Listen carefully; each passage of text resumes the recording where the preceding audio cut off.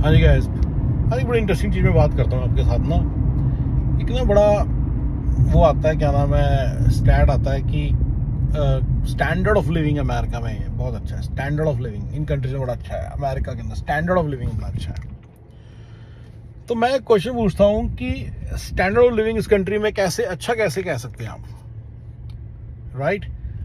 आप जब सारा दिन बर्तन, कपड़े, रोटी, सफाई, इन सब चीज़ों आपको जब छुटकारा ही नहीं है, घर की चीज़ों की मरम्मत, रख रखाव, अनक्लटरिंग, डीप क्लटरिंग, सारी चीज़ इधर से उधर उठा के रखना, हर समय यही चलता रहता है। जब आपको इन चीज़ों से छुटकारा ही नहीं है तो आप कैसे कह रहे हो कि आपका स्टैंडर्ड ऑफ लिविंग आपका बढ़ा हुआ है, ये सारा कुछ करना?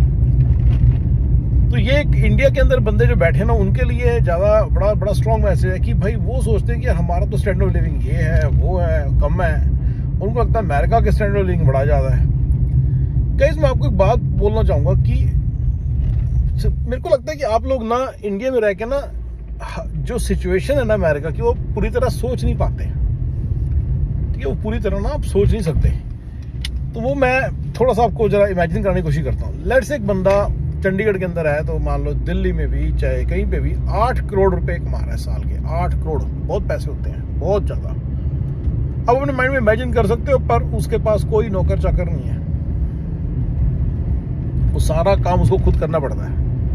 एंड अगर वो कुछ और बड़ा करना चाहता तो वो नहीं कर सकता, क्योंकि उसको एग्जीक्यूटिव असिस्टेंट, ड्राइवर, ये सब कुछ नहीं मिलेगा। मेरी तरह हमेशा ड्राइव करता रहा। दिख रहा है मैं कैसे ड्राइव कर रहा हूँ? दिख रहा है ऐसे ऐसे।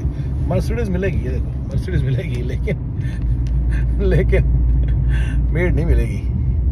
तो ये आप समझ पा रहे हो इस बात को? आप इसको ना इमेजिन नहीं कर पाते, क्योंकि उनको लगता है कि नहीं कुछ तो जरूर होगा यार, कुछ तो जरूर मिलेगा। ऐसे भी क्या है, अगर एक बंदा 600 के 700 के कमा रहा है यार, जरूर कुछ ना कुछ होगा। ऐसा कुछ नहीं है, कोई हेल्प नहीं मिलती जब यहाँ पे ये सारी प्रॉब्लम है ना।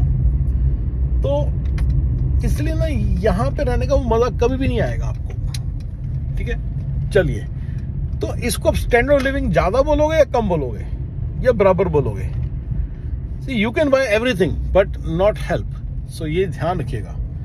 अब ये आप लोगों का डिसीजन है कि यहाँ पे देखो, ऐसा है कि एक मिडिल माइनस ही लाइफस्टाइल जो है वो लेना सबके लिए बड़ा आसान है। अमेरिका के अंदर मैंने काफ़ी सारे वीडियोस इस तरह के बनाए हैं। जर्मनी, इटली में बंदा बैठा है, यहाँ आ जाओ स्टूडेंट वीज़ा पे, 10-12 हज़ार की इनकम कमाओ और अच्छा ज़िंदगी जी सकते हो यहाँ पे आप मिडिल माइनस लाइफस्टाइल में। यानी कि आपके पास कोई भी हेल्प नहीं होगी, सारा दिन सफाई, कपड़े, बर्तन, रोटी, चपाती, रोटी, सब सारा कुछ खुद करना पड़ेगा, ठीक है ना? और बड़ा काम करने का जो शौक है आपका, ये बड़ा काम करना है, मुझे कोई बड़ा काम करना है, वो सब खत्म। यहाँ पे कोई बड़ा काम नहीं हो सकता, यहाँ पे इन्हीं चीज़ों में बंदा फंसा रहता है, ठीक है? तो राइट, तो सारा मिला के अब आप देखो कि अब आप देखो, सोचो इस बारे में कि आप मतलब एक मोनोटोनस सी सरकारी बाबू वाली लाइफ मिलेगी, उस तरह के सारे खर्चे कर सकोगे जो एक सरकारी बाबू कर सकता है चंडीगढ़ में, लेकिन काम कुछ नहीं होगा ऑफिस में। ये कहने की बात है, कोई यहाँ पे काम वाम नहीं होता, लेकिन सारा काम खुद करना पड़ेगा। घर के अंदर सारा काम खुद करना पड़ेगा, वो हेल्प आपको कभी नहीं मिलेगी। तो ये थोड़ा सा मैं नहीं मानता कि ये हाई स्टैंडर्ड ऑफ लिविंग में आता है। मेरे हिसाब से बस ये मिडिल माइनस है, ये कोई हाई हुई नहीं है, ये मेरी सोच है। मैंने थोड़े दिन पहले मैं टेड टॉक ढूंढूंगा, एक मैंने अच्छी टेड टॉक देखी थी, सब कुछ अच्छा था। उसमें एक प्रॉब्लम थी, बंदी कहती the fact that I am in these countries, I am poor, I am richer than. तू रिच कैसे है यार? सारा काम तो तुझे आप करना पड़ता है। How is it richness? ये रिच कैसे है बंदा जो सारा दिन सारा काम खुद करता रहता है, परेशान हो जाता है, उसको कोई सोल्यूशन नहीं इन सब चीज़ों का, उसको इन सब चीज़ों का कोई सोल्यूशन ही नहीं है। तो मेरे लिए तो ये एक हाई स्टैंडर्ड ऑफ लिविंग नहीं है, ना ही ये कोई अपर मिडिल क्लास है। ये मेरे ख्याल से मिडिल क्लास भी नहीं है, ये मिडिल माइनस लाइफस्टाइल है। Thank you ji.